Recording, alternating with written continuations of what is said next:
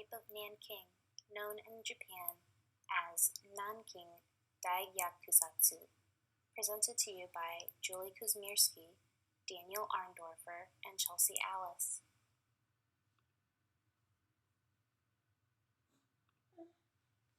The Rape of Nanking was a horrific mass murder and rape of countless men, women, and children in and around what was known as Nanking. While there is absolutely no justification, events such as Nanking, Area 731, and the kamikaze tactics all occurred in very close time frame to each other. They also stand out with great contrast to Japan's history as a people practicing both Shintoism and Buddhism. These events remain a controversial topic as Japan has only recently acknowledged the Rape of Nanking, and only to that extent, acknowledgement.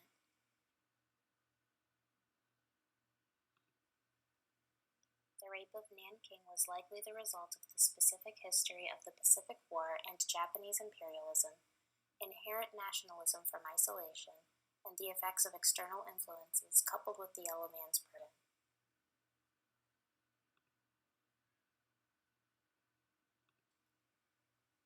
Despite having made significant conquest in the First Sino-Japanese War, Japan ultimately conceded due to Western intervention. A severe depression overcame Japan after the war, and many of the citizens called for another war to increase Japan's resources. When the Second Sino-Japanese War began, Japan was determined to not bend under Western influence. The war began when Chinese and Japanese troops exchanged gunfire on a bridge near Beijing. This encounter quickly escalated to full-out war. The Japanese quickly seized the city of Beijing and turned towards the city of Nanking.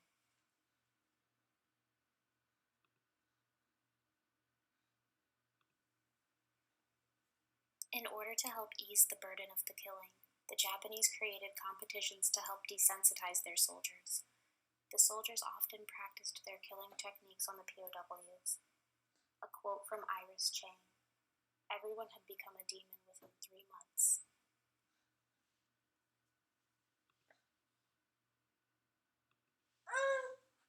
Japan tried to separate itself from the racism that all Asian countries experienced from the Westerners. They felt pressure to colonize or be colonized. Also known as social Darwinism.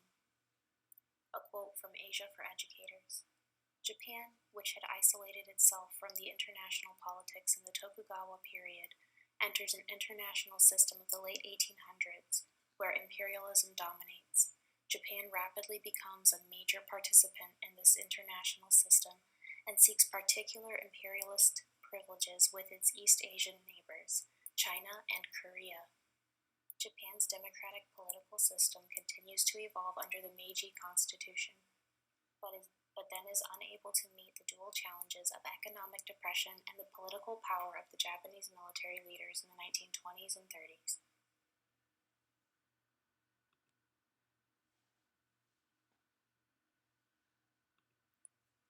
The nature of war itself is toxic and brings absolute despair. Fighting for one's family and survival can make an otherwise peaceful person malicious. In addition to long-term effects such as PTSD, war can cause immediate stress and trauma. This environment enables people to do things they would not under normal circumstances.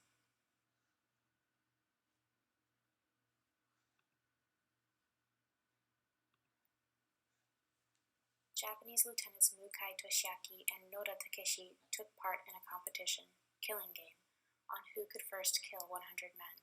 Within the first week, Toshiaki had killed 89 and Takeshi had killed 78. They couldn't tell who first reached 100, so they decided to extend their race to 150, making them fish jump into freezing water, sending them into the woods and setting it ablaze, taking them to the roof and forcing them to jump into a fire pit, pouring acid over a man, and when he didn't disintegrate quickly enough, they set him on fire, covering victims with gasoline and then opening fire on them with a machine gun to spark a fire. Nanking was, at the time, the capital of China. The most skilled militia had been removed from the city, leaving mostly inexperienced soldiers and civilians. The Japanese requested a surrender, but the Chinese declined. The Japanese army surrounded the south side of the city and trapped the soldiers and civilians against the river. Most of the massacre occurred on the riverbanks as people desperately tried to swim across the river. One Chinese militia recalls the Yangtze River surface being covered in dead bodies. A quote from Iris Chang: "The Imperial Army exploited the fact that the city was blocked by water in two directions. The ancient capital lay south of a bend on the Yangtze River that first coursed northward and then turned to flow east."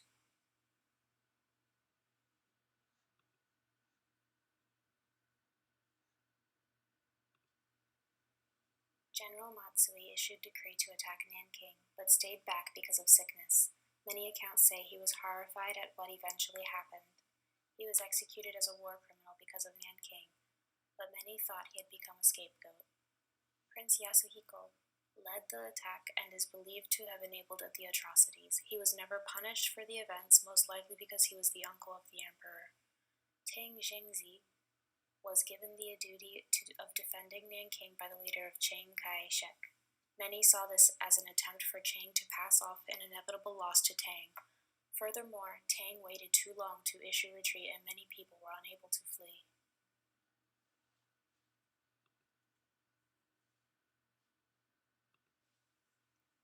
Quotes from the Walker text. Forces caused indigenous changes such as early forms of capitalism, increasing political centralization, development of science and technology, and the gradual emergence of nationalism. Meanwhile, in Japan, people had been indoctrinated from an early age to revere the emperor as a living deity, and to see the war as an act that could purify the self, the nation, and ultimately the whole world. Within this framework, the supreme sacrifice of life itself was regarded as the purest of accomplishments. Nationalists and militarists alike looked to the past for inspiration. Delving into ancient myths about Japanese, and the emperor in particular being directly descended from the sun goddess Amaterasu Omikami, they exhorted the people to restore a racial and spiritual purity lost in the recent times.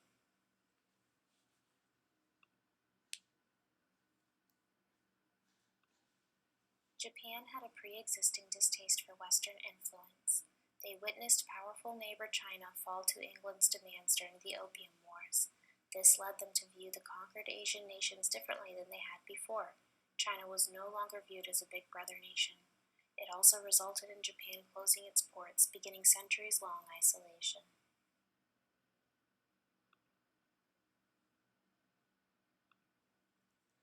Part of Sakoku, or the isolation, was expelling all foreign influence. This included killing foreigners who would not immediately leave. This trend may have made the lives of foreigners seem less valuable to Japanese.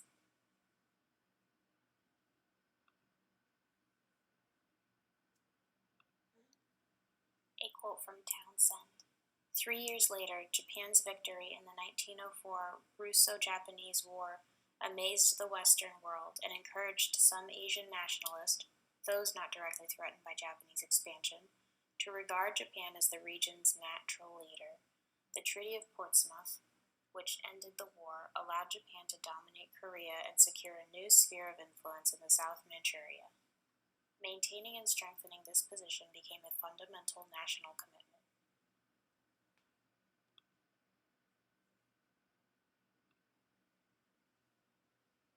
Quoting the biography of Hirohito. Standing orders to take no prisoners did exist. Another quote from the biography. There were no orders to rape Nanking. The effects of external influences and the yellow man's burden alongside with this did in fact aid in the facilitation of genocide.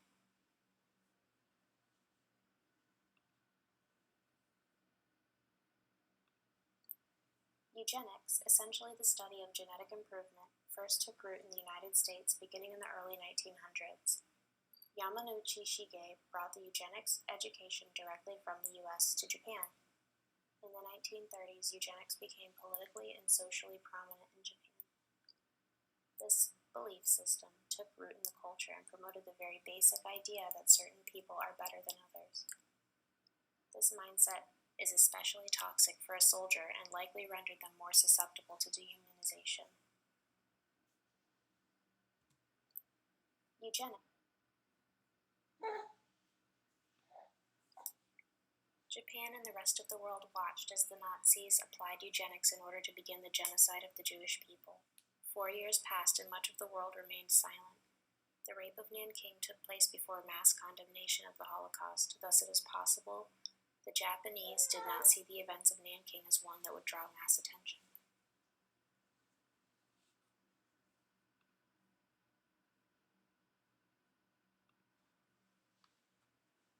In response to Rudyard Kipling's The White Man's Burden, the Japanese adopted their own version, The Yellow Man's Burden. They felt it was their duty to civilize Asia, as Europe was civilizing the rest of the world. This trend, coupled with eugenics, may have further dehumanized the enemy.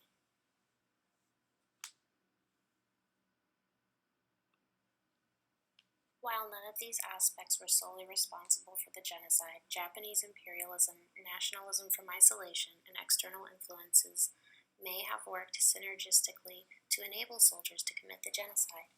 Understanding and acknowledging the motives may be the only way to prevent such genocide from occurring again.